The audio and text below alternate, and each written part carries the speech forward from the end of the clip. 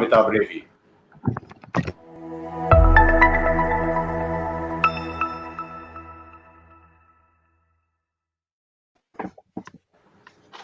Well, welcome, Professor Andreas Fulda from Nottingham. Thank you so much for joining us. Dr. Anders Corr from London. Thank you so much again for your time. And Professor Surya Deva from Hong Kong. It's exceptional to have you here, especially with what's going on. Thank you, all three, for coming on our show. Professor Fulda, if I can just start with you, I want to just get comments from all three of you on the latest developments here in India with the Prime Minister on an unannounced visit, or at least publicly no one knew about it, going to Ladakh and meeting the troops there, both on a field and in the hospital, having a strong message, which is, of course, being seen internationally, where he talks about this not being the age of expansionism, this being the age of development. He went on to say that history shows that those who try to be expansionists are either forced into defeat or forced into retreat. Your comments, Professor Fulda? Well, it's certainly a change of tone. I think Modi has been criticized for being soft on China, perhaps also having unrealistic expectations what Indian-China engagement can yield in terms of results. And in that sense, the Indian predicament is not dissimilar to the problem that the EU faces. Now, the EU, of course, doesn't have a border with China, but similarly, European politicians are under the illusion that just dialogue and cooperation will do the trick. But as the Indian example shows, that when you deal with what is essentially expansionism, you do need to change tack and adopt a more assertive China policy. Dr. Corr, can I get you in there? The messaging, it's not just domestic, it's also international, and especially it's wanting to resonate in Beijing as well. Yeah, I mean, I think it's exactly right. I think Modi has it exactly right. We do need to push back on China. We can't just allow China to use its incrementalism and salami slicing tactics. Sometimes you actually have to start shooting, and I think that's essentially what Modi has done, what the Indian Army has done. And if you're not willing to do that, if you're not willing to take risks when China grabs your territory or takes influences your CEOs, then you will lose ground. So, Professor Surya Deva, Dr. Corr saying that you should be shooting in a situation like this, and we've heard that there are military options on the table as well in the coming future. But I know your position. You look at international law, you look at human rights, and you see violations on both sides. The messaging in that context, how would you see that, Professor Deva? I think several points. One of the things which I found quite unusual is that the Indian ambassador in Geneva making a statement recently about the situation in Hong Kong, because this is very unusual, because India does not normally comment publicly on what is happening in other countries. And India also does not want other countries to comment what is happening in India. So I think from that perspective, it was very unusual. And I think it has a direct correlation, in my view, with what was happening in the India-China border. In terms of the visit that you're talking about, I think this visit is definitely sending a signal. But I think we should not read also or overplay this visit, because I don't see the possibility of Indian Army attacking China. So I think that's not happening. I think the war is not in the interest of either country. The question is, how do you engage China? China is not a small country by any means. So I think the sanctions, the countermeasures would have limits, in my view. But of course, we need to set new rails of the game for China. Professor Fulda, if I can just get you in here, because your point has been that it's good that it's being mainstreamed, and you use the word constrainment, not containment, versus what is called appeasement or engagement in that sense. Yes, absolutely. I think in the past, Western China policy, and I think probably Indian China policy as well, fell into these two camps. One camp was calling for kind of what I call naive China engagement, dialogue and cooperation, and the other camp called for China containment. I think either choice is one-sided, and we should not put up with such highly binary and reductionist choices. And China constrainment really means three things: incentives, deterrence, and punishment. So incentives for positive behavior, deterrence against bad behavior, which we've seen in the case of the border skirmishes, and punishment when we see authoritarian overreach, just like in Hong Kong. Something has to be done. We have to draw a line, because otherwise Taiwan will be next. Dr. Corr, just getting in here, because I do remember we had spoken to you earlier when the pandemic had was moving up, surging up in China's thing. And as Professor Fulda says about punishment, there seem to be new reports now suggesting that the WHO wasn't warned in time, and you are a strict proponent of punishment in that sense, in terms of China paying trillions of dollars for what it's done in terms of COVID-19.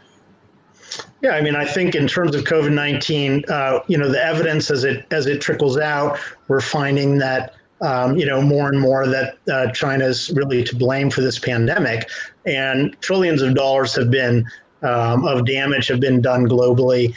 They should be liable for that. We should be launching legal cases that seek to recoup our damages, and whether that would be, say, attaching assets that Chinese state-owned enterprises own, like in the U.S., for example, AVIC, which is a Chinese corporation, state-owned corporation that manufactures airplanes for the PLA. That could be attached. Their subsidiary in the United States could be attached, and their assets sold off to help pay for COVID-19. And we should look at all of the Chinese state-owned enterprise assets in our countries as possible ways to recoup those expenses. Professor Deva, just wanted to get you in terms of what really is the situation on the ground in Hong Kong. We've seen arrests, over hundreds of them, first charges also of sedition and terrorism for a motorcycle rider there. But what's the impact been in Hong Kong? We've seen Demosisto founder Nathan Law, who also has a Yale scholarship, unlike others, who's been able to leave. Are people shutting down? Are people wanting to move out? I mean, many things are happening, because as I mentioned, this law is going to impact almost everyone, not just 7 million plus people in Hong Kong, but perhaps millions of others who are involved or engaged with issues about China or Hong Kong. I think everyone is potentially going to be impacted. So I think the reactions are diverse. So there are some activists who are deleting their accounts, Twitter account, Facebook, they're removing their past articles. I'm sure they are also cleaning their electronic gadgets and devices. That is happening. I think the significant impact is going to be on the research and teaching in universities and schools and going forward, because the law clearly talks about that there has to be some kind of supervision and regulation of schools and universities. It's very explicit. So there is nothing hidden here. So the law is very clear that it has to be regulated. There's also a provision about national security education in schools and universities. So the full effect is yet to be seen, but I think it will definitely have a significant impact. And from the human rights perspective, the impact is mostly going to be very, very negative. Professor Fulda, just getting you in on the specifics in Hong Kong itself, and as Professor Deva pointed out there, it's not just people in Hong Kong, but the law can be interpreted to even put you and me, or action be taken against you, me, and Professor Corr and Dr. Corr as well. Yes, that's right. And I think it's actually quite striking in a way that this is actually an example of what I call authoritarian overreach. Because just think about it, it does impact this Article 38. Politicians, diplomats, academics, but also perhaps business people who have perhaps one day uttered something critical about the Communist Party. So if those people are planning, or including us, to travel to Hong Kong or mainland China, I think we would be at risk now. Now, the effect, I think, will be that lots of people who didn't have, let's say, an oppositional stance towards the Communist Party will now think, who are they, to restrict my freedom to travel? And this could mean, if you travel to Taipei in Taiwan, for example, you may touch down in Hong Kong. That could be, dangerous now.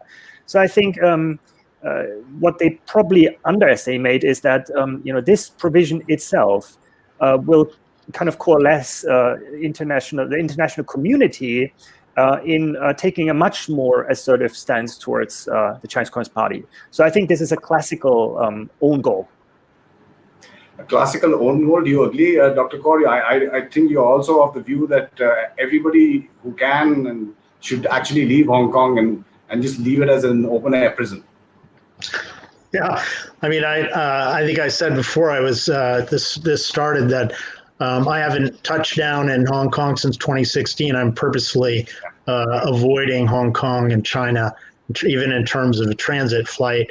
But I hope it's an own goal, but I'm not sure. It's China is seeking to expand its extraterritorial legal reach globally with this law, and the U.S. has done it, and in the past, and some of the extraterritorial rules and laws that the U.S. has tried to impose globally have actually been effective. So I wouldn't be so sure that it's an own goal. I think we should have a very, very serious approach to this and be 100%.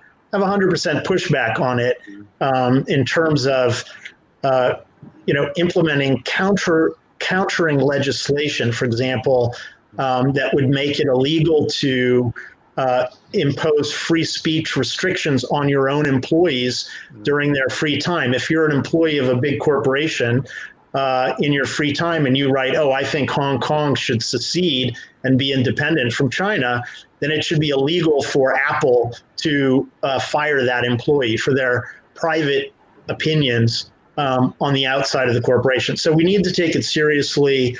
We can't assume that it's an own goal, and we have to legislate against it aggressively.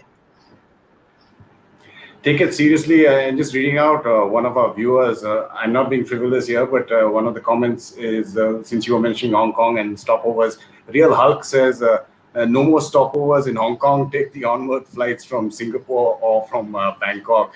But another viewer, Venkat Chalapati Bhaskar, says it's time that the international community must take action on China and matters related to Tibet, Hong Kong and Taiwan. Professor Deva, just coming back to the point you had made earlier, which is India. We saw what the Prime Minister said, very, very strong, very firm and very direct. But earlier you were talking about the UNHRC and our ambassador there, Rajiv Chandra. That difference in the Indian foreign policy statement, which came out at the UNHRC, was not really crossing a line, because he said we are keeping a close watch. We hope that relevant parties should address the concerns. But New Delhi, it seems, at that point of time, did not want to cross certain lines. Professor Deva? I think that is a fair assessment, because if you look at the language of the statement, it was not a very strong statement. India, for instance, did not join the 27 other countries. The UK ambassador read a statement on behalf of 27 countries. So India was not party to that. So I think that is, in my view, is merely sending a soft signal that this option is there. And I think it was I think this visit of the Prime Minister to Leh is also this sending a signal to China. So I think India and Prime Minister Modi is fully aware that they have to be careful. They can't overplay this tactic. At the same time, I think it is very interesting to know that some of these South Asian countries, like let us say Nepal and Sri Lanka, they supported the statement read by Cuba in support of this national security legislation. So I think we cannot all celebrate the positives of Indian foreign policy, because if Nepal and Sri Lanka is supporting this, that is, in my view, is also a negative reflection that we have not been able to manage the South Asian peers well. I'm not talking about Pakistan here. I'm talking about Nepal and Sri Lanka. And we've seen what's happening in Nepal itself. Sri Lanka reports of economic projects not being signed, but that's probably because elections are upcoming there. Professor Fulda, just coming to you in terms of the international response, reaction, backlash, however you want to put it, and how effective it is. Would you subscribe to the view that China cannot be, its behavior cannot be changed, so as to speak, but you can impose costs that will hurt it? Yes, for sure. And I think, I've been a critic of the British government's response to the popular uprising in Hong Kong all throughout. But to their credit, I think Prime Minister Johnson and Foreign Secretary Raab, they've taken considerable risks by coming out in support of the Hong Kongers, offering them to relocate to the UK and giving them a pathway to citizenship. This is risky for two reasons. Of course, the Chinese Communist Party won't like it. Secondly, perhaps the British public wouldn't support it. But actually, the British public does support Prime Minister Johnson on this, which is, I think, very welcome news. And in a way, the British government, which has often been criticized for its Brexit stance, they have turned from laggard to leader. And in particular, if we look at the really weak response to what happened in Hong Kong from Brussels and Berlin, I think we should acknowledge that, in fact, the UK now is a leader in China constrainment. And I do think it's high time that, in particular, Germany changes tack. I think Angela Merkel is the biggest obstacle to the European Union developing a more assertive China policy. I'll just come back to Angela Merkel and ask you for views on both of that. Dr. Corr, just the point I was trying to bring up in terms of what Professor Fulda calls constrainment and how international groupings, regions, countries are reacting. And I'll just take two other comments that have come in from our viewers. Vishal, who says, should India, the US, Australia, Japan add a military dimension to the Quad grouping? And now there's Quad plus 3 that has also been talked about with US Secretary of State Pompeo. Added, Anupam Sharma, I think, says, is the time ripe to declare a Quad plus openly? Dr. Corr? Yes, I've, since about 2015, I've been supporting publicly a sort of a global NATO that would include countries like India, Japan, to contain China. I would say that, as far as, basically what we're doing is we need carrots, we need sticks, and we need to walk softly and carry a big stick. And I think that pretty much is what constrainment is.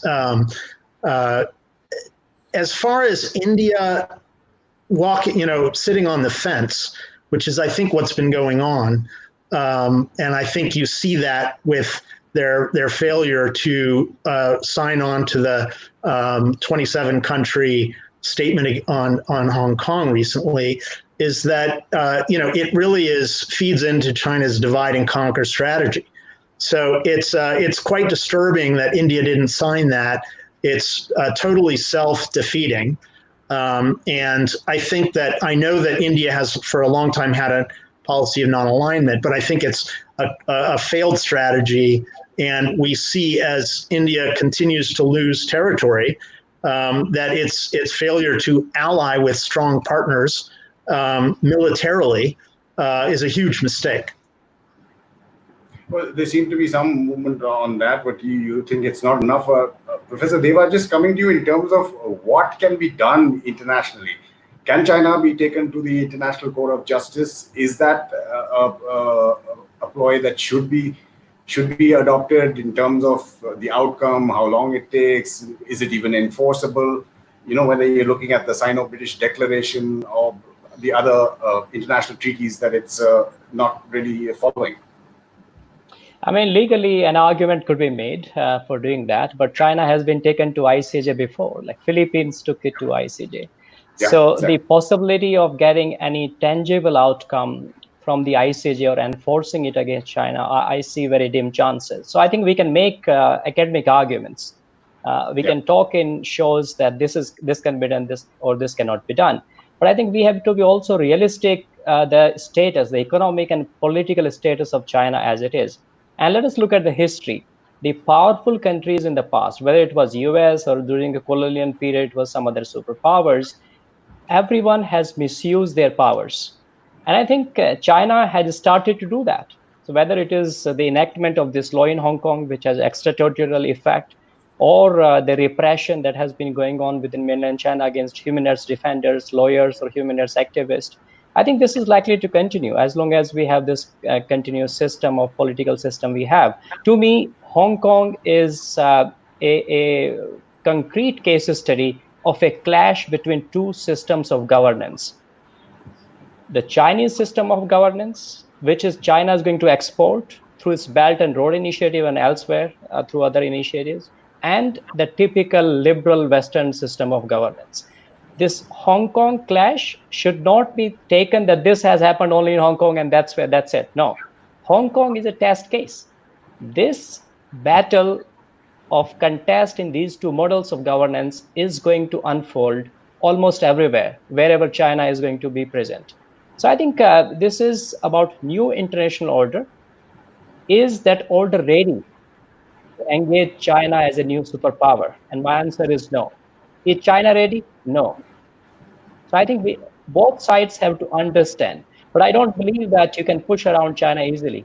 So I don't agree with those ideas. I mean, those are nice ideas, but it will not be easy to push around China. So you have to engage China, but very serious engagement. Let us say Olympic Games, WTO entry. So Western power have been very softly letting China get whatever it wants. But when it comes to human rights, they put it on the back burner. So I think that sequencing has to change. So this conditional engagement is the way forward, that human rights must come first. And if those human rights, which are at the cornerstone of our system, they are not respected, we are not making tangible, verifiable progress, then I think the other aspects of trade and investment and everything else, because no country in this world is powerful in isolation. China is powerful because every other economy is connected to China, and other countries are powerful because of China. So it's a very interconnected world. Very interconnected world, Professor Fulda. The earlier example, when you're talking about Angela Merkel, why is Germany so important? It's what, the third largest trading partner with China. When they're talking about engagement, in if I can use Professor Deva's word from an article I think he wrote maybe in 2019, and he was referring to Cathay Pacific then. But can there be a profit with principle? You see, Germany matters first and foremost because they have now taken over the rotating EU presidency for the next 6 months. And of course, China looms large. But at the same time, Germany is also a laggard when it comes to the development of a new coherent European China policy. And the biggest problem, again, is Angela Merkel. You see, she's been in power now for 15 years. And I think there is a case to be made that Germany should change its constitution and should prohibit even democratically elected politicians to serve longer than 8 years. Because we know from other examples that after 8 years, you don't have new ideas. And my suspicion is that she is now surrounded by a few trusted aides. And one of them is actually now leading the European Commission, von der Leyen. Yeah, she was not a very successful politician in Germany. She was very controversial. I think she's been rather weak on China, also as the head of the European Commission. And so if you rely on the same kind of people, a very close circle of trusted aides, then you might actually lose touch with reality. And I'm not sure that she's actually fully briefed, or that she gets the kind of briefings that she needs. Because for her to say, oh, we just need more dialogue and cooperation plus a little bit of commercial engagement, that is just fanciful, because dialogue under conditions of censorship is not real dialogue. And if in our cooperation with China, we don't have free choice of partners, we have no say about what we can cooperate on, then again, that is also not worthy of the name cooperation. And let me perhaps add one thing to this. Europeans love the term multilateralism. And in theory, at least, that sounds good, right? Like, let's solve some global problems collectively. But the idea of multilateralism, in the eye of General Secretary Xi Jinping is, of course, a different form of multilateralism. And I think Europeans need to be mindful of that. And so, yeah, I think the Europeans have to, do their homework and kind of go back to the drawing board and kind of sober up, really, just like, their Indian counterparts. I think this strategy of a naive and unconditional China engagement, that has clearly failed. Dr. Corr, when it comes to international reactions, we've seen what the US has done, whether it's the Uyghur law that was assigned, whether it's the Hong Kong Autonomy Act. Do you see them more as a symbolic, or do you see them substantive? And can other countries, smaller countries, say in the developing world, in Asia, in Africa, who are actually doing the Chinese line, be brought to look at human rights by, say, linking it to their developmental aid?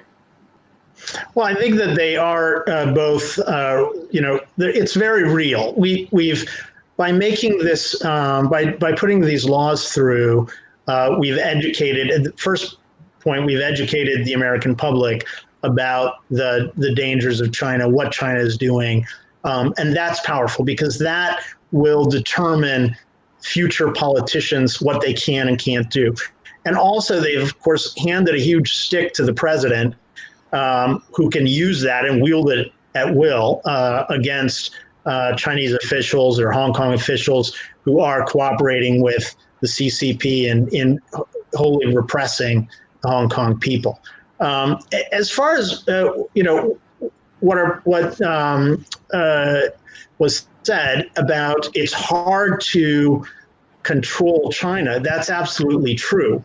But I would argue that the reason why it's hard to control China is because China is essentially influencing our elites, not because we don't have the power, we don't have the levers to do so. China's dependent on exports to Europe, to the United States, to India, many other countries. Oftentimes, part of the reason why they're able to buy so many goods, so many businesses around the world, is that the balance of trade is in their favor. So they're getting a lot of hard currency and they're exporting a lot of junk products, essentially, to the world in exchange. Now, we can use our trade advantage against them, influence their policy. Why aren't we?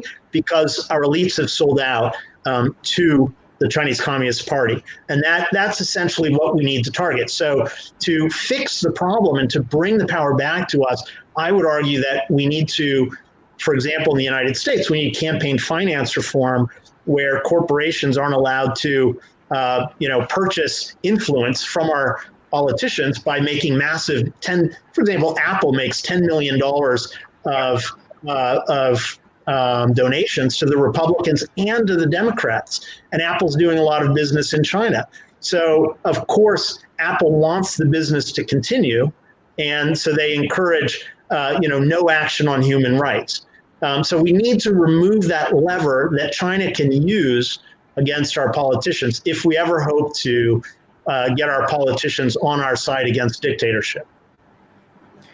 Professor Deva, what are the other levers that you think that the world can use? Of course, all three of you are making the point that it has to be concerted. No individual country or region can do that.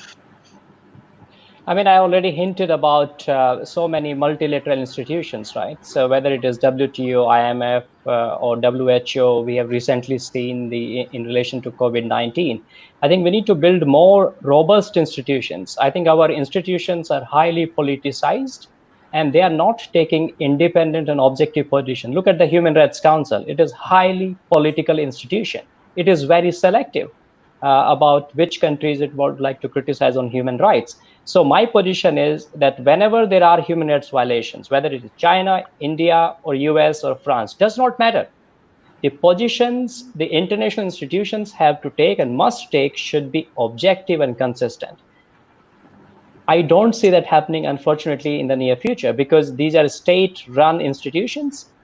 And because of that, China will continue to exploit those situations, unfortunately. Professor Fulda, just looking into the future, because I want to refer to your book, The Struggle for Democracy in Mainland China, Taiwan, and Hong Kong, and you looked at three completely separate entities in terms of the democratic spectrum there. But you argue, sir, in your book, and many lay people would find that astonishing, that you shouldn't see communism or the CCP as inevitable in the future. Is that, am I reading it correct, your book? Yes, I think that kind of captures my position. I think for too long, politicians, diplomats, but also academics have somehow assumed that the Chinese Communist Party is kind of a God-given reality, and that they will indeed govern China forever and ever. Now, they may govern for 100 years. They're certainly very, working very hard towards that goal.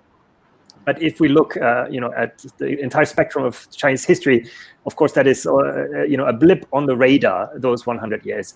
And you see, we have to acknowledge that there are other Chinese communities at the periphery.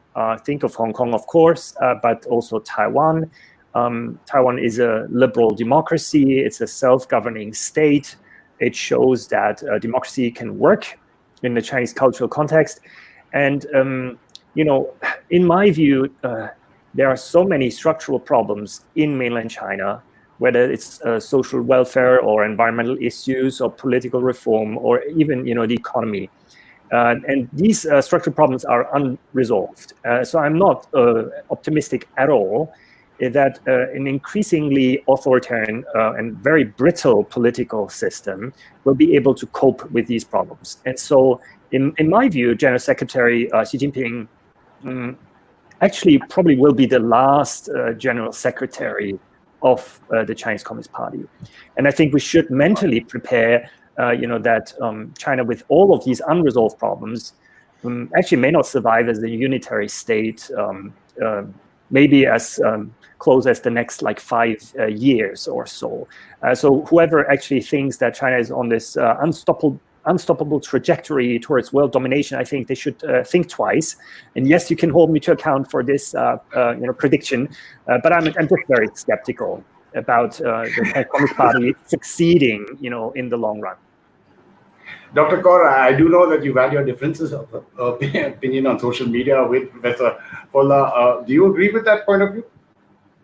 I hope so. I mean, I support him. I haven't taken that position, but I do absolutely support, Dr. Fulda on that. I would say on the issue of Chinese influence in international organizations, I think it is a key problem. I mean, you've seen it most recently with the World Health Organization, with the Human Rights Council. If China wants to get a vote through the UN General Assembly, it's not hard for them to do so, because there are a lot more countries in Africa, Latin America, and Southeast Asia that are going to vote with China. Primarily, I think, because China is doling out the funds through Belt and Road Initiative, and they're probably bribing officials. And we've seen that in some African states, there's evidence that they've bribed, the highest heads of state, and they bribed the president of the UN General Assembly. So, they're really a very bad apple in these international organizations.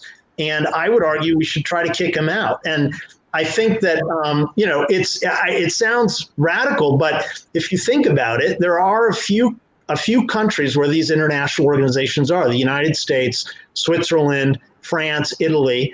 And we could potentially, those 4 countries, for example, could decide, hey, we're just not going to let the UN diplomats, come into New York. We're not going to let them come into Rome with the FAO. We're not going to let them come into Paris with the UNICEF. And we're not going to let them come into Geneva. So if you had these 4 democracies that decided, oh, China really is an existential threat to global democracy, let's do something about it, they could just deny that, that's one step. It's not a fail-safe measure, but it would be one step, and a very serious diplomatic step, to deny them access to UN grounds, just simply through, denying their diplomats visas: U.S. visa, French visa, Italian visa, and Swiss visa. Professor Surya Deva, you mentioned the UNHRC and the influence I beg your pardon, China has there. This so-called radical thought, which now is getting even more momentum, and it meshes in with one of the viewers' comments, Vishal, who says, in light of China disregarding international institutions like the ICJ, should democratic countries cooperate to establish global institutions to replace United Nations Security Council, something that is what Dr. Corr was also suggesting on a larger scale. Is that something you see as feasible? I'm not suggesting to replace the UN. I'm suggesting kick out China from the UN and keep the UN. Okay, so then you aren't radical enough. Vishal is going even more radical step, saying that the UNSC is, because of the veto, is completely structurally imbalanced. So you should get together and have a new grouping. What's your thing on international organizations, Professor Deva?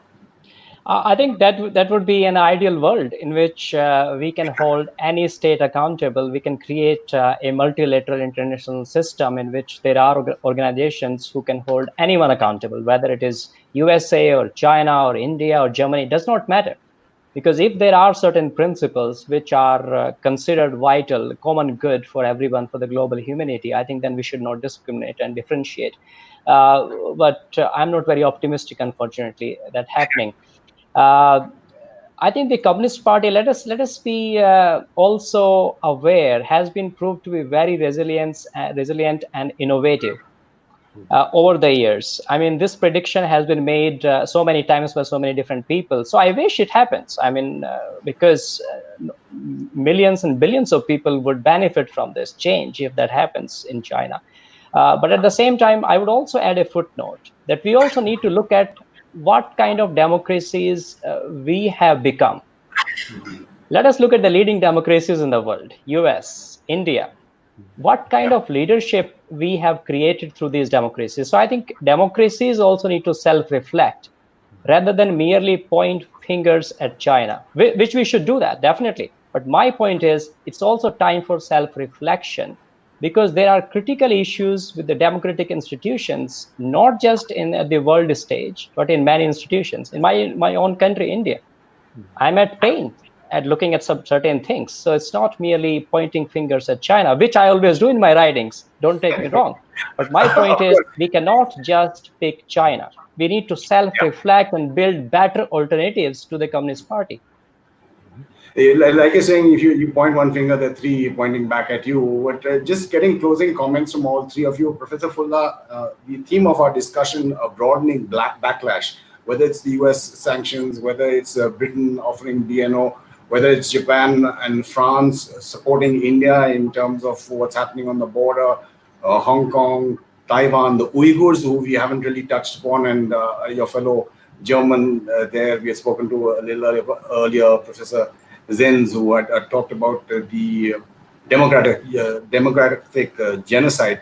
Do you think that China has bitten off more than it chews in terms of the international reaction? Is it concerted enough to force the costs that could change behavior, Professor Fulda?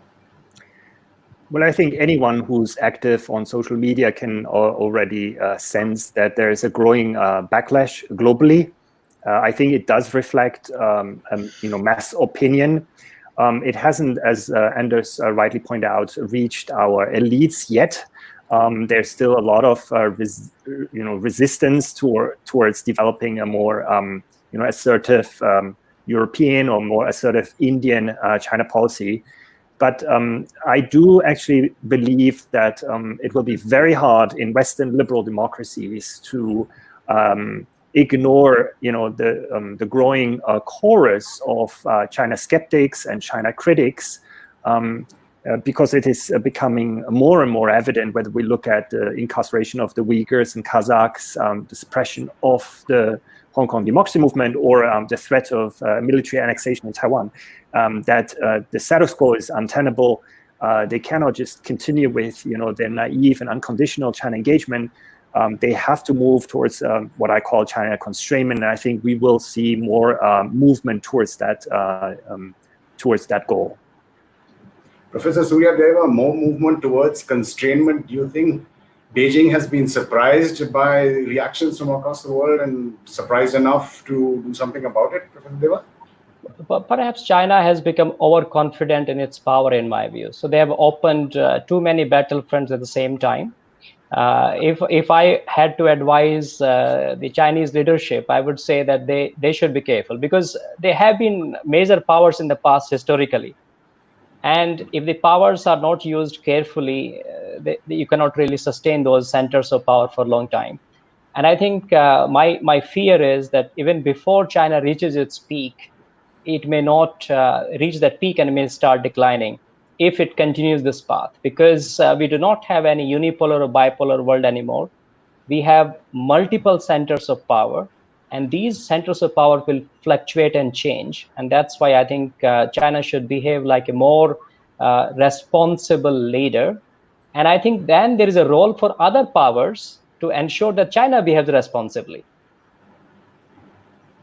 Dr. Corr, the final word to you in terms of, do you think the international response has been adequate? There is more needed.